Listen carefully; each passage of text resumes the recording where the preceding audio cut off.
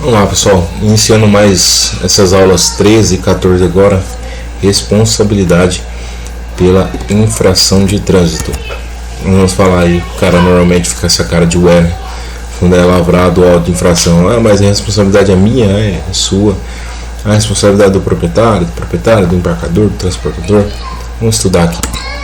Bom, no artigo 257 diz que as penalidades serão impostas ao condutor, ao proprietário do veículo, ao embarcador e ao transportador. Muito bem, quais são essas penalidades aqui? O artigo, só para voltar um pouco, o artigo 256, ele fala aqui quais são as penalidades de trânsito que a autoridade de trânsito ele acaba impondo, mas aí no 257 vai falar que as penalidades vão ser impostas para todos esses aqui. Mas o que precisa ficar claro, que na verdade ele está se referindo muito mais à penalidade de multa, tá? Ao embarcador e ao transportador, por exemplo, porque não tem como dar uma suspensão de direito de dirigir para o transportador, que é uma pessoa física, ok? Então tá, ele se refere muito mais à questão da multa. Parágrafo 1º, ele fala assim: os proprietários e condutores de veículos serão impostos concomitantemente as penalidades de que trata-se este código, tá? Quando houver responsabilidade solidária em infração dos preceitos que lhes couber observar, respondendo cada um por si. Muito que bom. O que isso significa? Significa que todos têm a sua parcela de responsabilidade no trânsito.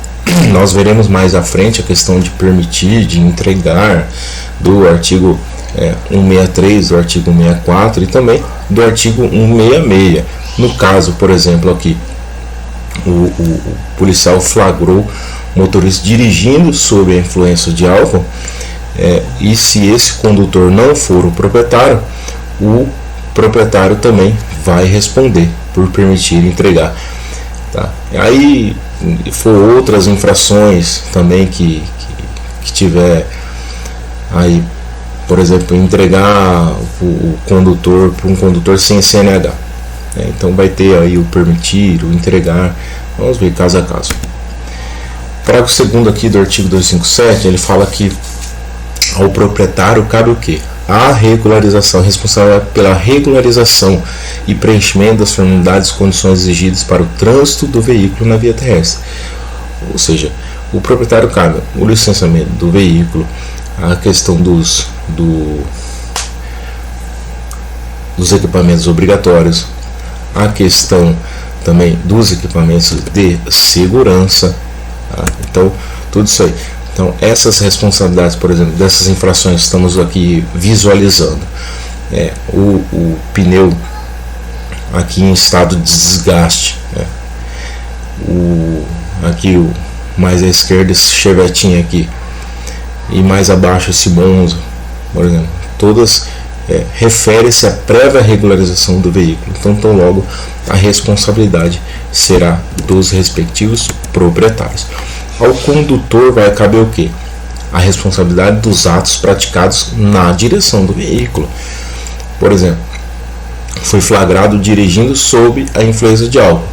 Não tem por que responsabilizar o proprietário, aliás, outra pessoa, senão o condutor. Então, o condutor é responsável por si. A pessoa ultrapassou em local não permitido pela sinalização, ou a pessoa dirigiu o veículo manuseando o telefone celular, ou a pessoa pilotou a sua motocicleta com a viseira do capacete erguida. São responsabilidades realmente dos respectivos condutores. Aí ele traz que o embarcador, quem que é um embarcador? Normalmente é o responsável pela mercadoria, o dono da mercadoria. O embarcador é responsável pela infração relativa ao transporte de carga com excesso de peso. E o transportador quem é?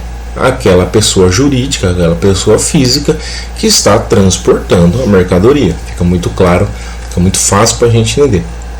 É o responsável pela infração relativa ao transporte de carga com excesso de peso. e o transportador e o embarcador são solidariamente responsáveis pela infração relativa ao excesso de peso. Muito que bem. Vamos aqui desenhar para ficar fácil para entendermos. Então, constatado o excesso de peso, por exemplo, o que nós precisamos entender? O embarcador é aquela pessoa física ou jurídica dona da mercadoria, mas pode ser ele também quem realiza o transporte.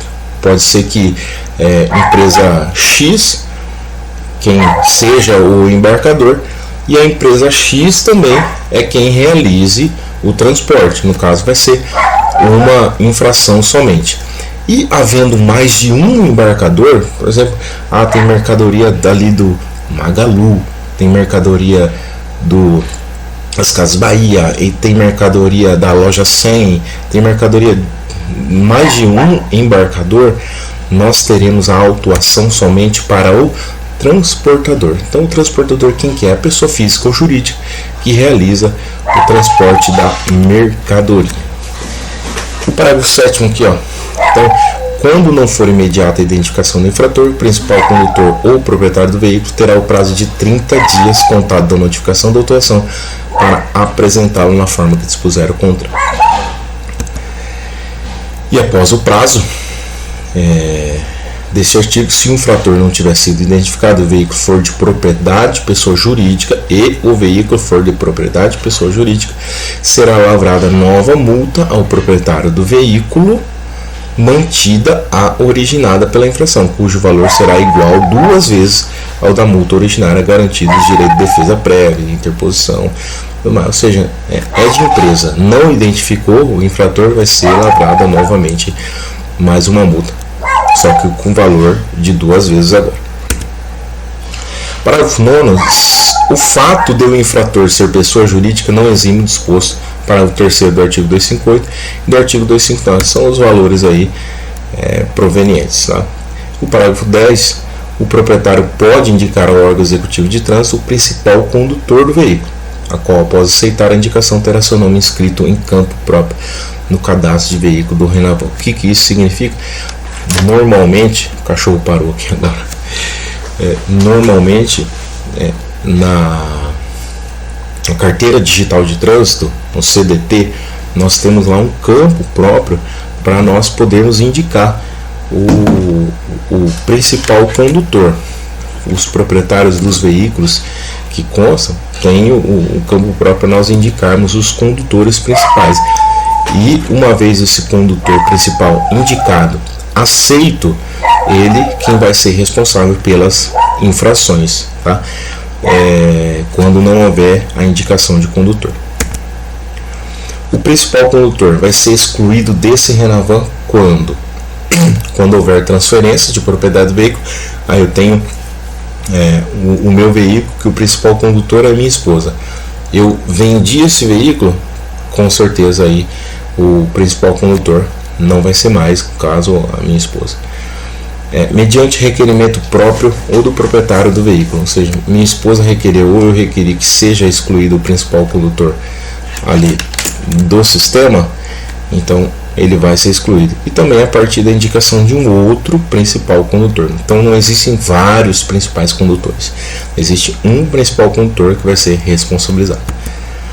Vamos para as questões então, bem tranquilo. Conduzir o veículo em mau estado de conservação, comprometendo a segurança. Artigo 230, inciso 18 do CTB. Trata-se de uma infração de responsabilidade de quem? Pessoal, então vamos lá. Mau estado de conservação. Então, refere-se então à prévia regularização do veículo.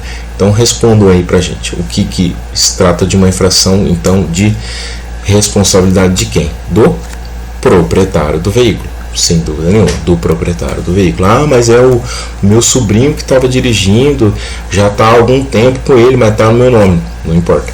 Se a propriedade do veículo está contigo, a responsabilidade vai ser sua da infração de conservação, manutenção do veículo e tudo mais. De acordo com o CTB, o principal condutor será excluído do Renavan quando? Quando o quê? quando o veículo for transferido de propriedade.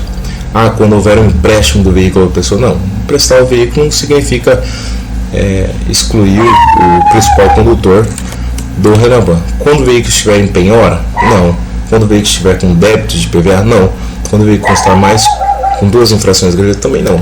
Quando for transferido de propriedade. E sobre a propriedade de veículo automotor de pessoa jurídica, complete corretamente o que prevê o CTBio.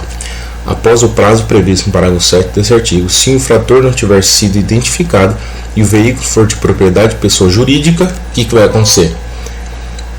Vai ser lavrada nova multa, ok? Ao proprietário do veículo, mantida a originada pela infração, cujo valor será será igual a 2 vezes o valor da multa originária. 4.